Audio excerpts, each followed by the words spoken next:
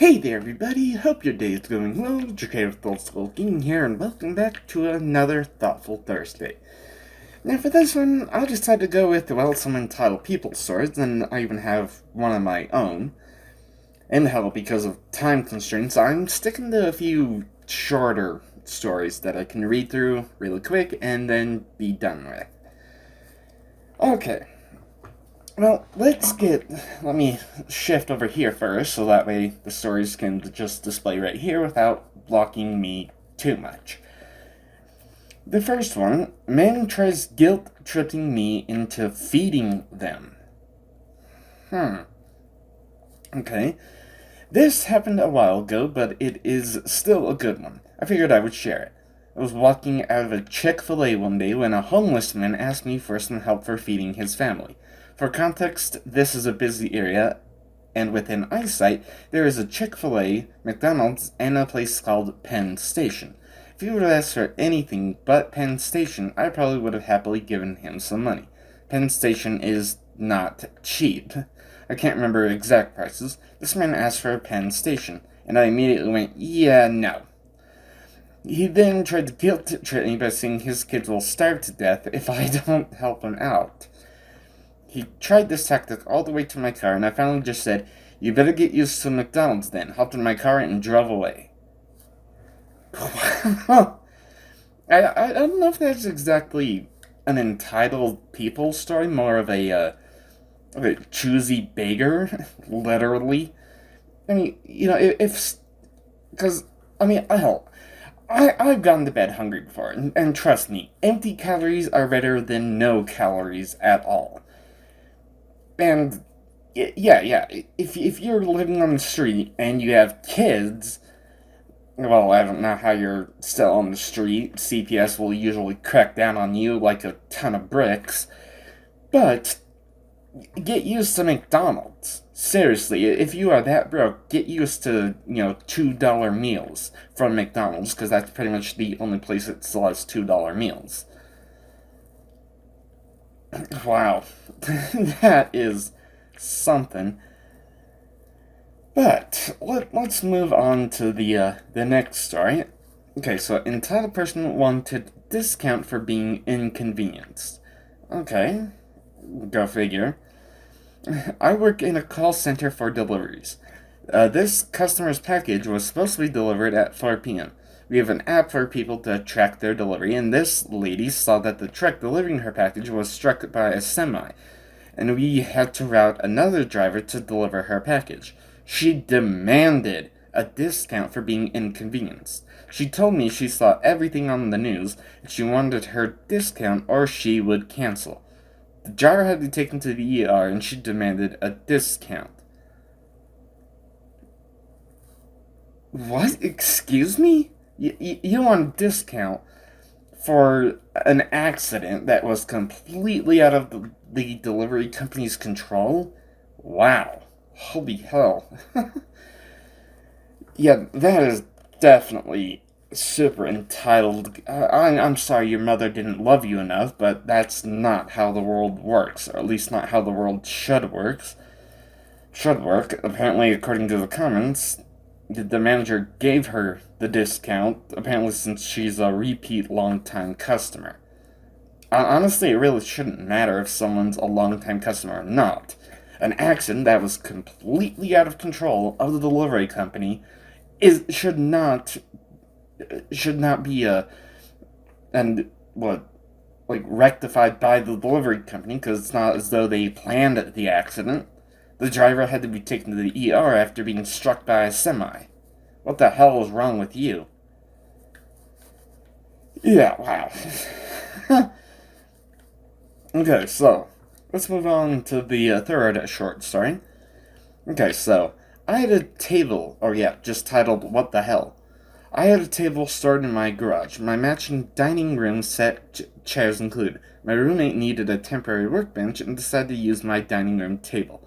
It's now been months, and the table is cut through with a saw in some places. The table is screwed now. So I want my table fixed, the sawed-off parts repaired, or I want my table replaced. Except you can't just replace the table. it was a dining room set, so it matched. Am I the entitled one thinking he needs to replace the whole set? No, I honestly, no. No, okay, oh wow, according to some of the comments, he didn't even ask permission. Wow, holy hell, yeah, you are definitely not entitled. Your roommate is definitely entitled one for just using a random table without asking, hey, can I use this as a workbench? And then they would probably go on to a conversation of, okay, what exactly are you going to use it for? Are you going to be sawing things on there? No, you cannot use a dining room table. And hell, you could probably go to some, like, thrift store and get, like, a super cheap table. Just a table. You don't need a full dining room set, just get a random beat down table and use that as a workbench that you can beat up and, make super dirty and leave stains everywhere and whatnot. But, wow. So the roommate didn't even ask to use it, so to answer your question, no. You are not entitled. Your roommate is for just using something that is obviously not a designated workbench, first off, without even asking, and second, just using it however the hell they want. It's not theirs, so what the hell? Yeah. Okay, let's get on to the next story. My best friend always wants me to drive and hang out at my place. She never volunteers to drive or host. Huh. Wait, so the friend always wants you to go and pick them up, but never drives to you or drives you to their place in order to host. Okay, I'm honestly sick of my BFF at this point. Ever since she moved back from college, she wants to hang out more often. Oh, sounds like a good friend, initially. But the issue is, she'll always ask if we can grab food and go to my place. When we first started doing this, she would literally be at my house for 8 hours. Lately, I'll just politely kick her out. It's been great having you, and you get my stuff ready for work tomorrow. I'll see you again sometime soon. But regardless, hosting takes work. Cleaning the house takes work. Yeah, no kidding. Even when we don't go to my house, she'll want me to drive. For example, the other day we planned on going to the mall. She has a car, but she wanted to meet me at my house, presumably for me to drive to the mall. However, the mall is closer to her house than it is to mine, so it just doesn't make sense. Huh. Yeah, it's almost like your friend is expecting you to just chauffeur them all over the place. I remember back in high school, I was essentially the chauffeur for my group of friends, but I was the only one with a car. The fact that your friend has a car, how did she even get to your house? Did she take the bus? Did she walk there? Are your houses within walking distance? And in that case, honestly, you need to start, putting your foot down and just say, hey, we are friends, but we're using up all my gas money. Does your friend buy any of the food? Does your friend help you with gas money at all? It seems as though there's a little bit of context missing from that. I wonder if there's any kind of update. Let me see.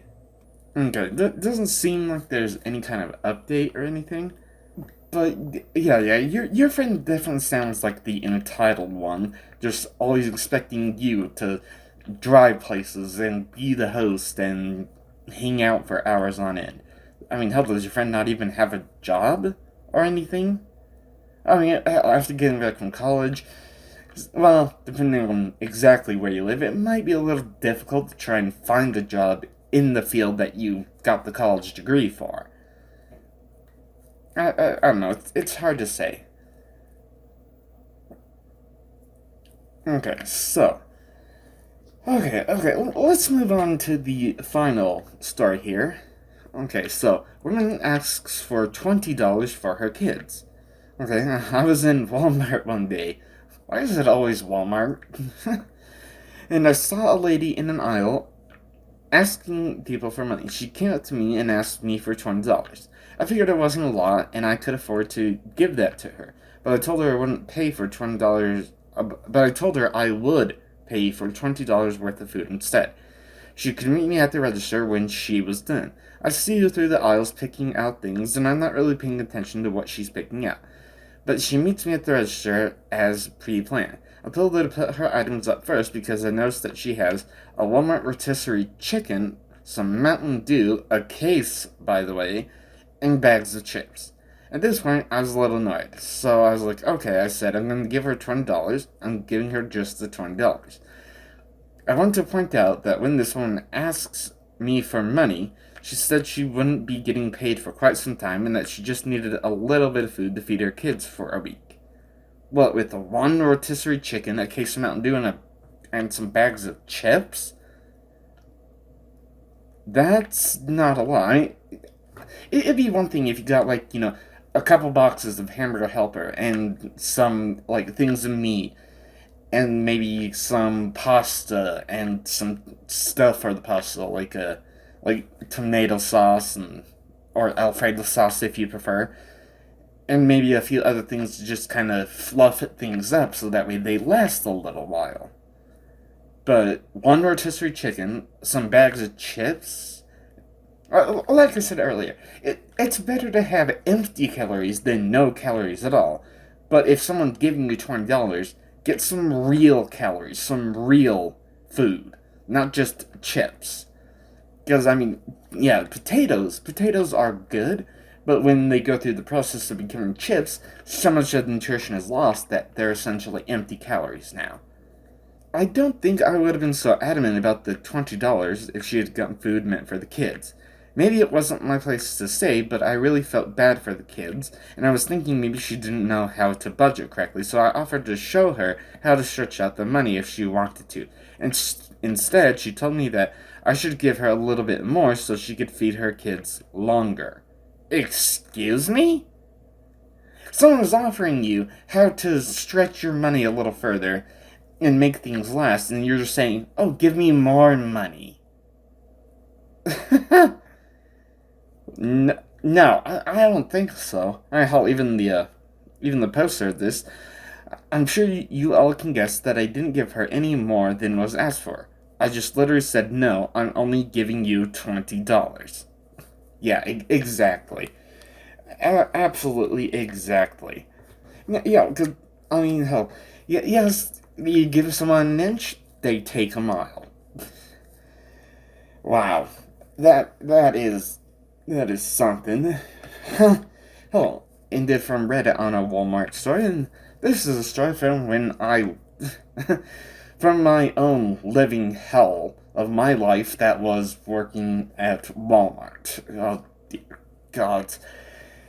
Yeah, okay, so for the sake of anonymity, this particular manager, let's just call her Burnout Karen. Because her schedule was that she worked 5 days a week and had split days off, and on those split days off, she went to school. Okay, fair enough. Hell, if you can manage to juggle school and work and a personal life, well, hell, you figured out how to do it your own way. And go right ahead. Just be careful of burnout. Hell, you need time off from everything. From work, from school, from everything, just to relax and help to balance things out. And I don't mean sleeping. You need to sleep every day. Just time away. Because the only alternative is all the frustration building up and then taking that frustration out on everyone around you. The burnout Karen, oh, well, there was at least a couple incidents I can remember off the top of my head. But, okay, this particular story, it's a little short, but there was no major events going on. How I was working in the dairy department at that time, which, is eggs, milk, butter, yogurt, every single cheese, and everything in between. I get in that morning and was told that the truck that showed up the night before, well, the night shift only had 2 hours to work, well, whatever came in. So obviously, they didn't have enough time to work everything that came off the truck. Hell, fair enough, it's not the night workers' fault that the truck showed up so goddamn late. And that happens a lot. Now, this was a time when, back when Walmart was actually open 24 hours. And, yeah, during the day, there are a lot more customers than there are during the night shift. And they are constantly just grabbing things off the shelf, with the big things being milk and eggs.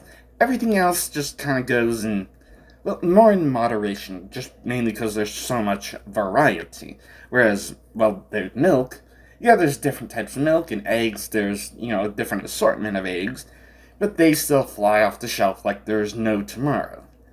And one of the managers that was kind of supposed to be in charge of my area decided to start checking in on me every 10 minutes. No, I'm still working on this. I haven't gotten started on last night's load. I will get to it once I finish with this. Oh, dear God. Okay, so a note to any managers or aspiring managers out there: stop micromanaging. The people who are working, unless it's their first day, they know how to do their goddamn job. You constantly breathing down somebody's neck is only going to delay the damn work. Unless you're actually helping, off, get back to your office, and do something else. Leave us alone to do our jobs. I think that might be a trigger for me. But anyway, thankfully, this particular day wasn't too close or on a holiday. So, yeah, hell, days are obviously a lot busy. It wasn't so busy to the point where I was overwhelmed. Hell, by the time I finished with the milk, at least for the time being, Burnout Karen had already tried to check in on me twice while I was filling up the milk. Ugh. And asked when I was going to get on the damn truckload. And my response was the same both times. After I get milk and eggs done, then I'll get on that. And then I was done with milk, so okay, time to get on eggs. She comes in, and again, for the third time, asks, "Hey, are you going to get on this on last night's load?" I looked around and said, "Well, I'm just done with the milk. I'm going to go and get on the eggs now." Oh, okay. Now, of course, putting eggs from the cooler racks, the back stock, onto a cart can only stack them so much. Because, stack them up too high, they fall over, create a huge mess, and then delay me even further. So, mainly just for safety, I'm just stacking up eggs onto the cart and running them out. Barely 2 runs of eggs out, so basically another 10 damn minutes later, she comes out to me again and asks, "Hey, have you gotten on the load from last night?" What the flying Are you serious with this? No, I haven't gotten to it. Because, normally, I'm a patient person, but enough is enough. I looked her straight in the eyes to ask her, "How many of me do you see?" One? Okay, first off, why is that a question? Obviously, there's only one of me. Exactly, there's only one of me. In this department, milk and eggs take priority. So I need to fill those up first. I'll get to the load from last night when I get to it. Okay. After that, she finally left me alone to do my damn job.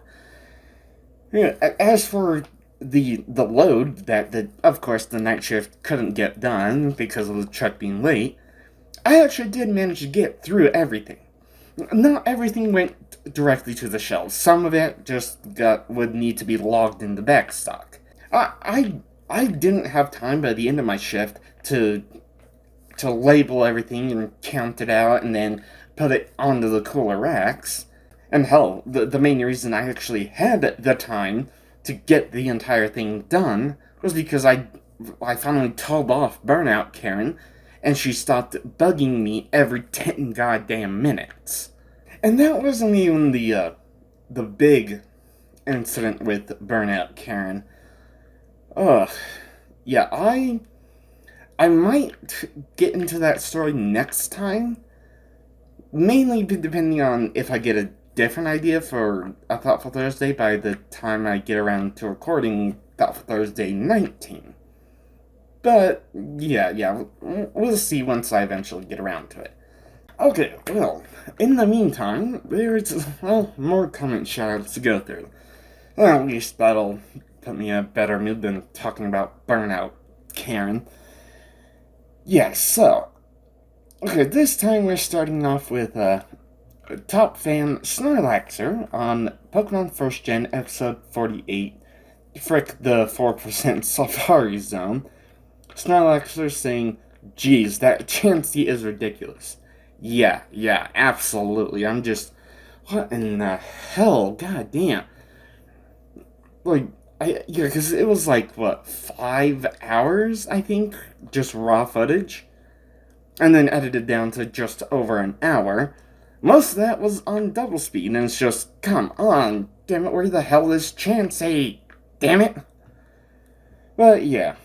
Then we have top fan Frizetti on Pokemon First Gen PokeTalk 12, much later than expected, which, yeah, finally getting around to that, I was definitely quite a bit later than I expected.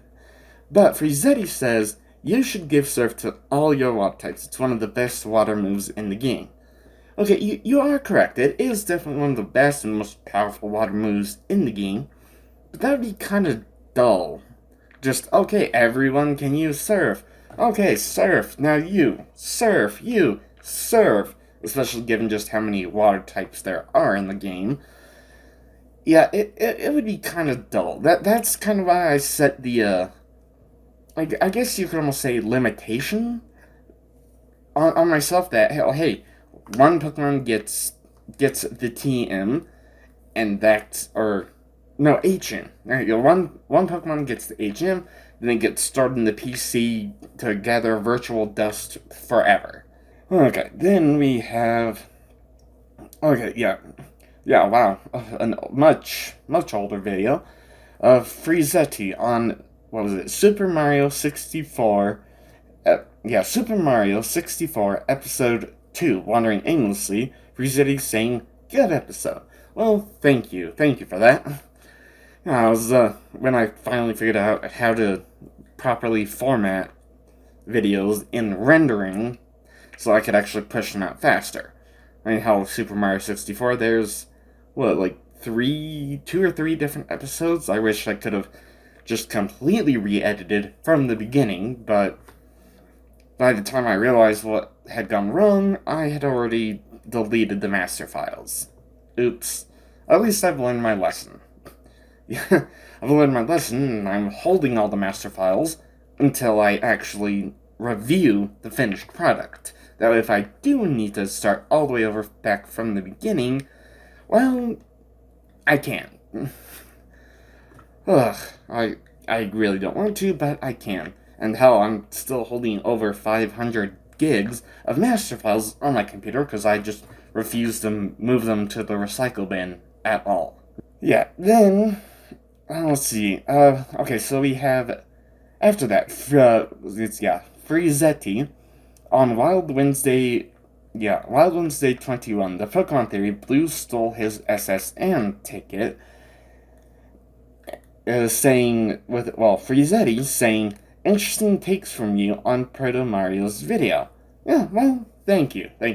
I do enjoy doing Proto Mario's videos just because he actually presents evidence and goes in depth in the theory, not just, oh yeah, it's this way because I say so, and because another random theory thread that goes nowhere. Yeah, I'll probably have to change up exactly. I'll probably have to change, or not have to. I'll want to change things up at least once, sometime this year. I don't know, I'm sure I can find something or another one day. But yeah, that's thoughts for another day. Then let's see, Snorlaxer also on Wild Wednesday 21, the Pokemon Theory Blue Souls SSN ticket, and Snorlaxer saying another great episode. Well, thank you, glad you enjoyed it. And then, okay, so a new subscriber. Oh wow, that is quite the name. Ruli and Glenn. I have no idea. I have no idea. I probably just butchered that. But Ruli and Glenn on Thoughtful Thursday 16, my longest mistake redux, because I figured I had screwed some things up with my previous longest mistake, and well, I felt I suppose I didn't have to. I suppose I didn't have to correct myself as soon as I did, but I just wanted to get it done out of the way. But anyway, so yeah, the comment is, "Hello, new subscriber here. I watch your Super Mario 64 brings back many memory." Yes. Hell, when I was putting together the Super Mario 64 Supercuts, I'm just kind of watching as my editor is slowly getting through the whole thing, and I'm just, really makes me want to go back and replay it. But I didn't, because, there's a lot more priority on other things right now. Okay, so I have to scroll down a ways, because it was Frizetti who...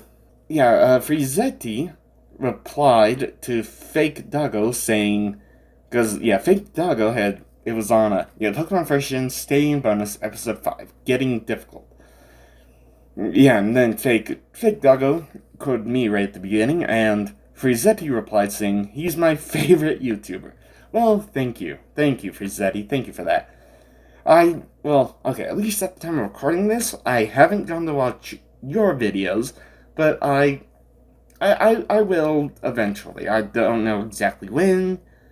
By the time this comes out, maybe I've already left a comment or two on your channel. Okay. Then, so, and of course, whenever I upload the Thoughtful Thursday, always let whomever know that I shouted out their comment in a specific video. And it takes me a little while to get around to things, but shortly after letting them know, I shouted out someone with the handle of Roardan, but then that name got changed to Frizetti. And I was a little confused, but then I'm just, okay, I see what's going on here. You changed your handle. Okay, fair enough. I let them know that I gave them a shout out in one of my Thoughtful Thursdays, and then Frizetti says, yes, thank you, yeah, sorry, I changed my handle when I started my Pokemon Let's Plays, thank you. Yes, well, you are welcome, and, like I said, I'll eventually get around to, seeing that. I'll eventually get around to watching your stuff. These past couple weeks, I've fallen a ways behind just because, life is a fustercluck, to say the least, right now. It's just always busy, always something going on. Yeah, then we have 3 more comments from Frizetti. Let's see. The first one here is on, Pokemon First Gen PokeTalk 13, a fiery PokeTalk, with Frizetti saying, "Great PokeTalk, they made experience share much better in Gen 2. Well, that sounds pretty awesome. Once I eventually get around to 2nd Gen, then eventually, I honestly don't know where the hell the experience share is, Once I find it, should be interesting. Then, let's see. Okay, so we have, another one from Frizetti, this time on, Pokemon First Gen Episode 49, the Soul Badge. With Frizetti saying, oh wow, seeing Nelly out was nice. Yeah, unfortunately, putting Nelly out in a gym battle means no more gym battles for Nelly out. Obviously, Nelly will eventually get around to facing the Elite Four, but that's still, quite a ways in the future. Frizetti, yet again, with the third comment, this time on Pokemon First Gen Episode 50. Red paves the way. And Frizetti's saying, "Woot, 50 episodes!" Until I eventually, because when I was just doing my Peter cards, I just kind of numbered the episodes. I wasn't really paying too much attention to the number of episodes. But finally, once I finished with the Ultimate Catching montage and all the stadium and the PokeTalks and everything, and I'm just, wow, holy crap, there's a lot of videos. I mean, hell, Morrowind may be 105 episodes in total, but that's just straight up episodes. All of the first gen Pokemon episodes number quite a bit more. I'm not sure the exact numbers off the top of my head, because I have a total of 75 core episodes, a total of 27 PokeTalks, and, well, at least right now, a total of 12 Stadium episodes, but I still have 5 more videos in total to record, which is 4 more Stadium and then a finale episode. That's gonna be something. We have a comment from Snorlaxer on Pokemon First Gen Episode 50, Red Paves the Way. Snorlaxer saying, finally caught up. Wow, can't believe I've been here for over a year now, Jacarid. You're the best. Well, thank you, and I'm definitely glad you stuck around. Just with the number of episodes that I still have to go, there's still a long ways to go for First Gen Pokemon, especially if I do only one a week. If I upgrade to 2 week, that means I have completed the Secret 6 game and the massive project that I have planned for Intermediary Vlog 5. Which, I don't know, things are kind of slow with the Secret 6 game right now. I actually haven't even hit 1% yet, but, well, trust me, once the percentage starts going up, it's going to be a very slow climb, and then all of a sudden, look, it's done. But that's just the way I play games, personally. Hopefully it does well once it eventually goes up. Then we have, first time counting is Pentel Micron on Pokemon First Gen Episode 50, Red Paves the Way, with a reply from Frizetti. Pentel Micron saying, yo dog, what's for dinner? And Frizetti saying, good evening, to I think you might have misspelled, but just good evening to Pentel Micron. Let's see, what's for dinner tonight? Honestly, damn, I don't know, but I've definitely got to get going, and I'll decide, hopefully, quickly. Corn dogs. Who doesn't like corn dogs? I'm just gonna throw a box of corn dogs in my lunchbox and head off to work, which I probably wanted to start getting ready about 20 minutes ago. but regardless, that is all the comments that I see for now. So, I'll see you in the next one. If you have any ideas for a Thoughtful Thursday, put in the comment section down below, or hell, on any video. I'll give it a quick look and possibly do a Thoughtful Thursday on it sometime in the future. I'll see you there. Thank you all so much for watching. Don't forget to smash that like button, subscribe if you haven't, hit the bell so you can always be notified whenever I upload another video. And of course, have fun.